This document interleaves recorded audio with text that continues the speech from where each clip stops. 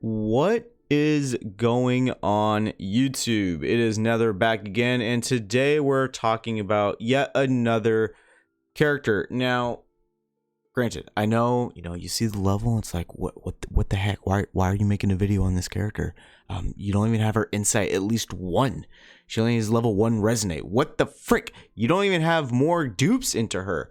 Well, you know what? To you, I'm gonna have to say you need to calm down, because Dark Bloom, honestly, is legitimately saying this. I think she's the best 5-star character in the game. She just provides so much. As you can see here, she's a debuffer, she's a burst damage dealer, and she's a control unit. So what do I necessarily mean about that? So her ultimate, Uninvited Reviewer. It's a single target ultimate. It deals 550 reality damage and inflicts seal for 3 rounds. If the target is immune to seal, Moxie -2 for the target instead. So that's where you can see where you have a little bit of control aspect with her. The seal is very, very self-explanatory. Seal is the ultimate of the enemy. So when we talk about teams for like Limbo or, future hard pieces of content, she is fantastic, especially if they are weak to plant. She is going to be pivotal for the control, and that's just her ultimate. If we go over to her attack, watch her sleeves. At 1 star, she deals a mass attack to 2 enemies, dealing 135% reality damage. If the target is in a status down, negative status, or control status, she deals an additional 30% damage, scaling all the way up to 75% more damage for reality, just for herself. So that's very strong.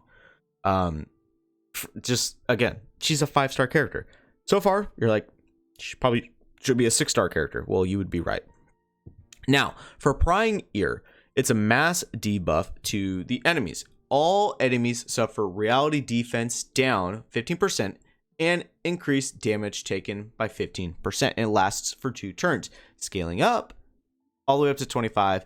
However, for 3 turns, that's the caveat. So just her herself, she procs her own increased damage with the status down, negative status, and control. She procs that herself with her debuff.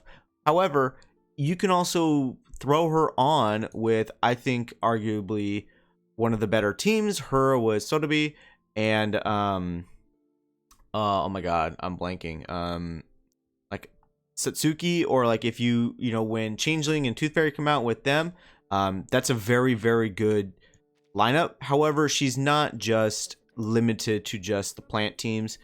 She's very strong if you can just throw her on with another high damage dealer. Now, in terms of team building for Bjorkbloom, you do need a healer, because she does not provide any healer. That's the only, I would say, real downside with her, is that she's not a healer. She's also, it's not suited really for mental damage dealing teams. You want to really have her on reality damage dealing teams, but with her being on a reality damage dealing team, the damage output is going to be immense, because it's just, the 25% down. And granted, she does provide some little sustainability with the damaged, or never mind, I take that back, I misread that. About the, just, it's basically, it's just 50% additional damage is what you're looking at here, because you have to stack them. So 25, 25, 50, 30 here, and 40 here. It's still stupid, but you put her on a reality damage dealing team, and Dark Bloom is just, she's the bee's knees. She is her. So, if you have Bjork Bloom, like I unfortunately do at the moment here, with very low level, very low insight, no resonate focus for your resonate, you want to make sure you put a lot of HP and damage focus on her, because it's just going to be how it's going to be, because she's going to be doing a ton of damage, and you want her to live as much as possible. But yes, Bjorkbloom is, I think, the best 5-star character in the game.